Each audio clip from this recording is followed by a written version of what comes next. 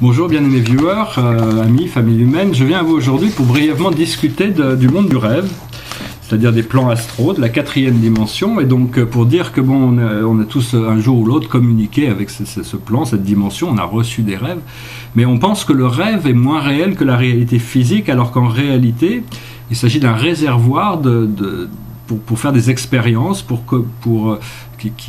la 4e dimension est plus réelle que la 3e dimension, et quand on revient avec un rêve, c'est notre âme dans la 5e dimension qui nous envoie cette information pour nous informer de quelque chose, ou pour nous faire voir qu'on a libéré une énergie, parce que des fois même les cauchemars peuvent être importants, ça nous permet de libérer des choses négatives qu'on n'a pas envie de vivre sur Terre.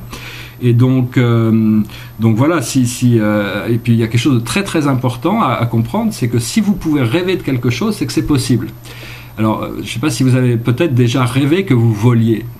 Tout le monde, pas beaucoup de monde, ça arrive qu'il y a des gens qui ont rêvé qu'ils volaient. Et donc ça, c'est vraiment possible. C'est juste qu'on n'a pas encore compris l'antigravité, on n'a pas encore compris toutes ces choses-là, mais si on peut devenir suffisamment léger, se purifier suffisamment, on pourra adapter toutes ces choses qu'on a découvertes dans nos rêves, dans notre réalité physique, ce qui va quand même transcender la conscience mentale des gens, parce que bon, à partir du moment où quelqu'un peut arriver à maîtriser ce genre de choses, ça peut quand même pas mal changer leur vision de la réalité.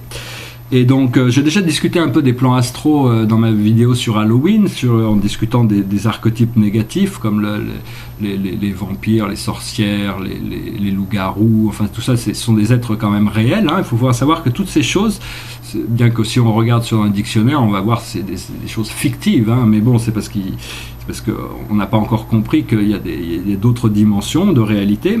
Et donc, bon, ces choses-là, le fait d'Halloween, ça permet aussi de faire face à ces archétypes négatifs sans avoir la peur de la mort ou de quoi que ce soit, donc c'est quand même une utilité. Mais maintenant, je veux aussi parler des archétypes positifs de la 4e dimension, ou 4, 5, 6e, ça dépend dans quelle dimension vous pouvez communiquer avec ces forces, telles que les fées, les elfes, les unicornes, les esprits de la nature, les dragons. Alors bon, je ne vais pas en discuter trop en détail, mais moi c'est des mondes que je connais assez bien. Je vais régulièrement voir mon unicorne, je s'apprécie beaucoup. Il est dans mon jardin, à côté de mon château en cristal, dans mon espace intérieur, hein. Et je suis assez bien en contact avec mon dragon. Alors bon, je vais surtout parler des dragons.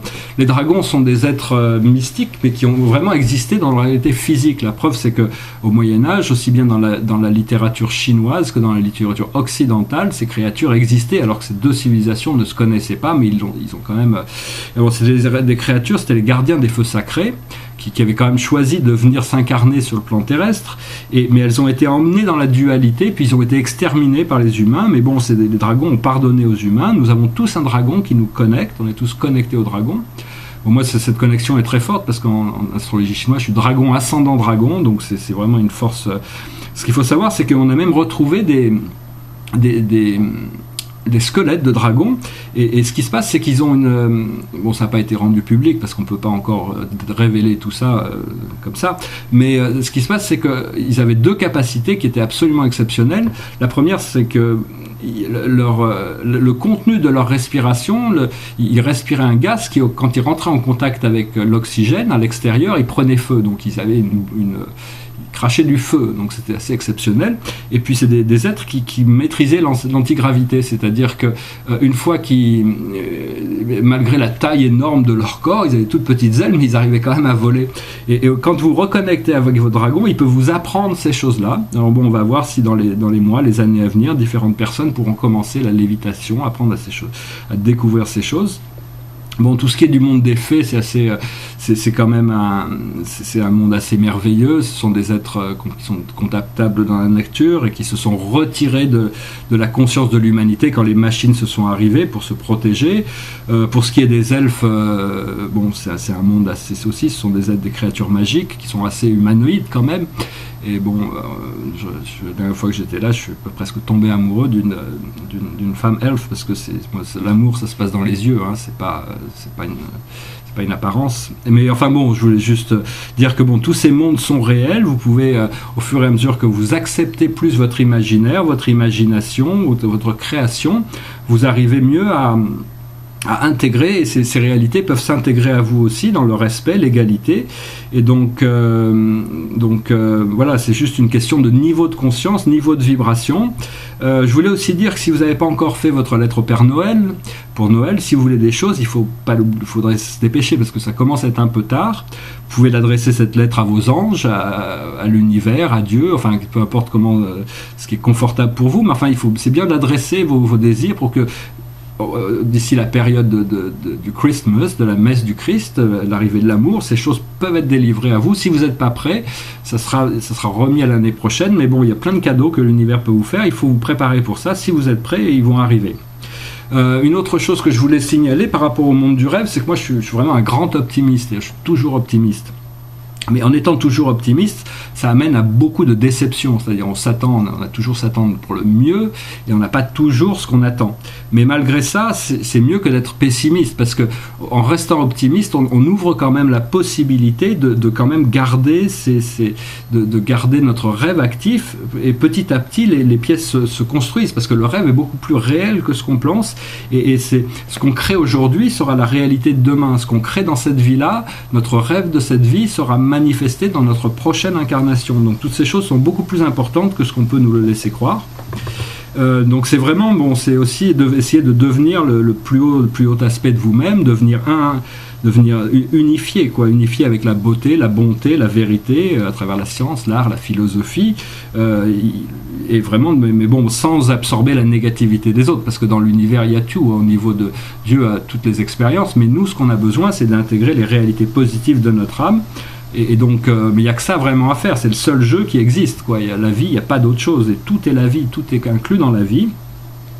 Une autre information, c'est que je voulais si vous pouvez accepter ces choses-là, ou si vous pouvez les utiliser, j'espère que ça vous sera utile, mais c'est de savoir que accepter la présence de Dieu, demander cette présence, cette conscience dans votre vie vous procure plus de protection que n'importe quoi. C'est vraiment une protection qui est infaillible, parce que Dieu est le maître en contrôle de tous les aspects, même bien que ça ne soit pas forcément apparent dans le monde physique terrestre, avec toutes les choses que l'univers accepte de traverser pour nous permettre d'évoluer, de développer notre propre discernement et notre propre maturité d'expérience.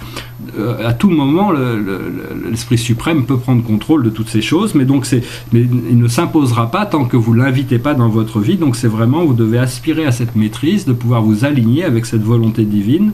Et quand vous arrivez à l'unité, vous gagnez, et dès qu'il y a une séparation, il y a une perte de quelque chose. En réalité, rien ne peut être séparé de rien, hein. C'est juste que on a besoin de discerner ce qui nous apporte du bien, ce qui nous rend complet, ce qui nous apporte de la joie, du bonheur, et puisque toutes ces choses qui nous ralentissent, qui sont des fardeaux, des poids, il faut s'en débarrasser d'une manière ou d'une autre, les accepter, les aimer, puis leur demander de se libérer pour faire de la place sur quelque chose d'autre. Et donc vraiment c'est une question d'enlever certains des obstacles pour nous permettre de libérer notre vision, libérer notre esprit, pour qu'il puisse vraiment s'engager dans la réalité consciente de la création de nos rêves, pour arriver à être, une fois qu'on sera complètement conscient de ça, on pourra vraiment créer très rapidement, les choses vont se manifester très vite. Personnellement, je suis en train de faire une sorte de nettoyage physique qui est beaucoup plus pénible et beaucoup plus long que ce que je pensais, mais ça, je crois, j'ai l'impression d'arriver à la fin, donc je pense que je vais quand même pouvoir, à partir de l'année prochaine, commencer à pouvoir jouir de nouveaux niveaux d'intégration qui vont vraiment me permettre de m'impliquer beaucoup plus dans les transformations du monde terrestre.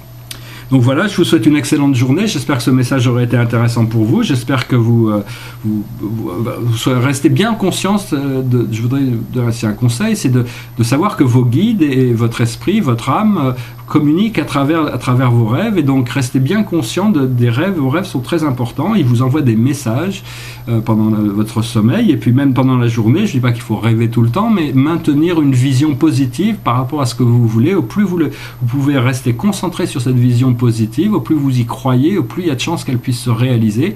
Et donc voilà, j'espère que vous pourrez travailler avec ça, et que ça vous apportera la réalisation de vos désirs les plus profonds. Voilà, namasté.